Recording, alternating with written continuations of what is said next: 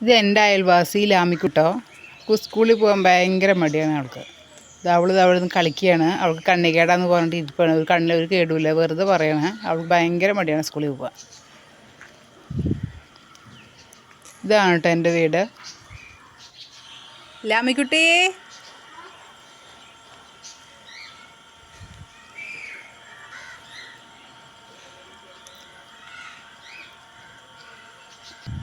ഇതാണ് കേട്ടോ ഞങ്ങളുടെ ലാമിക്കുട്ടി. ഇത് എൻ്റെ വീട്ടിലെ തുളസിക്കുട്ടന്മാരാണ്.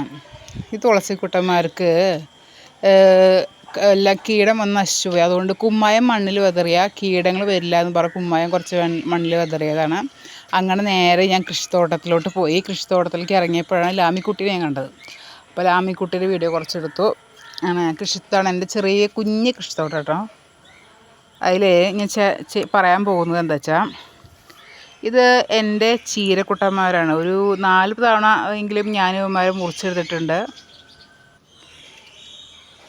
ചാണകം ആണ് ഞാൻ ഒഴിച്ചു കൊടുക്കുന്നത്. പിന്നെ മെയിനായിട്ട് പറയുന്നത് അതിൽ തക്കാളി പൂ പിടിക്കുക, കായ പിടിക്കാണ്ട് വളരെ അത് തീരെ കായ പിടിക്കാൻ പൂ കൊഴിഞ്ഞു പോവുക ചെയ്യാം.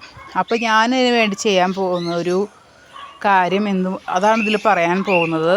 നിറച്ച് വളരെ അധികം തക്കാളി തൈകൾ നിറഞ്ഞ് നിൽക്കുന്ന ചെടിയാണത്.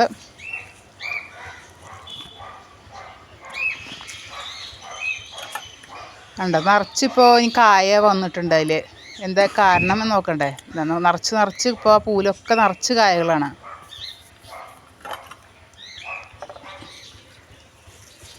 ഭാരം കൊണ്ട് അപ്പുറത്തേക്ക് അത് ചെരിഞ്ഞ് വീണിക്കുകയാണ് തൈയെ. അതിലൊക്കെ കായ പിടിച്ചിട്ടുണ്ട്. ഞാനതിൽ ചേർത്ത വളം എന്താണെന്ന് അറിയണ്ടേ? ജീവാണുവളം എന്ന് പറയുന്ന ഒരു വളം നമുക്ക് കടയിൽ നിന്ന് വാങ്ങിക്കാൻ കിട്ടും. ഗോമൂത്രം, വേപ്പെണ്ണ, സോപ്പ്, കാന്താരിമുളക്, വെളുത്തുള്ളി എന്നിവ ചേർത്തത്. അത് 25 ഗ്രാം 1 ലിറ്റർ വെള്ളത്തിലെടുത്തിട്ട് നമ്മൾ അത് സ്പ്രേ ചെയ്യുകയാണ് ചെയ്യുന്നത്. ആ പൂവിലേക്കൊക്കെ നമ്മൾ സ്പ്രേ ചെയ്ത് കൊടുക്കുക. ഇത് 100 മില്ലിയുടെ ഒരു പാത്രമാണ്. അത് 1 ലിറ്റർ വെള്ളത്തിൽ നല്ല ഭംഗിയുള്ള ഒരു പാത്രം വാങ്ങിച്ചു കേട്ടോ. എന്നിട്ട് അതുകൊണ്ട് ഞാൻ സ്പ്രേ ചെയ്ത് കൊടുക്കുകയാണ് ചെയ്യുന്നത്. കണ്ടോ, ഇതുപോലെ സ്പ്രേ ചെയ്ത് കൊടുത്താൽ പൂവിലൊക്കെ കായ പിടിക്കും. അങ്ങനെ കായ പിടിച്ചാണ് നിറച്ച് അതിലെ കായകൾ.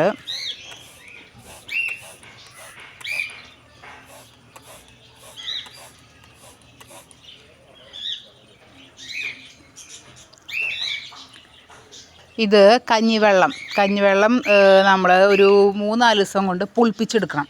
അതായത് പഴത്തിൻ്റെയും പച്ചക്കറിയുടെയും എല്ലാത്തിൻ്റെയും വേസ്റ്റ് ഇട്ട് ഒരു 3-4 ദിവസം കഴിഞ്ഞ് കഴിഞ്ഞാൽ അത് നല്ലപോലെ പുളിക്കും.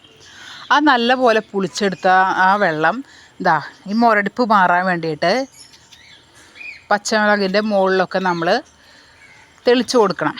ഇതുപോലെയായിരിക്കും വന്നുണ്ടാവുക. അപ്പോൾ ഞാൻ ഇതിൻ്റെ മുകളിൽ കുറച്ച് കഞ്ഞിവെള്ളം തെളിച്ച് കൊടുത്തതിൻ്റെ പാടാണ് ഈ കാണുന്നത്. അതുകൊണ്ട് തന്നെ ഇലകൾ ചുരുളിക്കുന്നില്ല. ഇലകൾ ചുരുളിച്ച് മാറി നല്ല പോലെ പൂ പിടിക്കാനും കായ പിടിക്കാനും സഹായകമാണ്. ഇതുപോലെയായിരിക്കും ചെടികൾ ആദ്യം ഉണ്ടായിരുന്നത് എൻ്റെ കയ്യിൽ. എന്നിട്ട് അവസാനം ഞാൻ കഞ്ഞിവെള്ളം തെളിച്ച് കൊടുത്തതോടുകൂടി ബാക്കിയുള്ള ചെടികളും നല്ല പോലെ ഉഷാറായി വന്നിട്ടുണ്ട്. കണ്ടോ, ഇലകളൊക്കെ നല്ല ഫ്രഷായിട്ടാണ് വന്നുകൊണ്ടിരിക്കുന്നത്. ഇലകൾക്കൊക്കെ നല്ലൊരു ജീവൻ വെച്ച പോലെ നല്ല ഫ്രഷായിട്ട് തന്നെ ഇലകൾ ചുരുളിച്ചില്ലാതെ തന്നെ വരുന്നുണ്ട്.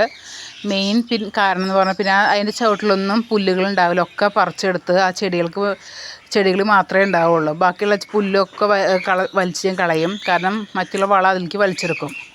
ഇതുകൊണ്ട് ഇതൊക്കെ ആ കൊണ്ടാട്ടമുളകാണ്. നിറച്ച് പൂവിട്ട് കായിട്ട് നല്ല ഭംഗിയിൽ തന്നെ അത് വളർന്നു വന്നിട്ടുണ്ട്. എൻ്റെ വീഡിയോ ഒന്ന് ഷെയർ ചെയ്ത് ലൈക്ക് ചെയ്ത് സബ്സ്ക്രൈബ് ചെയ്യണേ.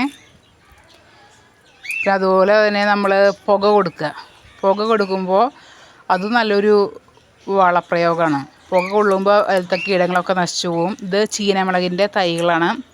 നിറച്ച് ഗ്രോ ബാഗിൽ ഞാൻ പാവിയിട്ടുണ്ട്.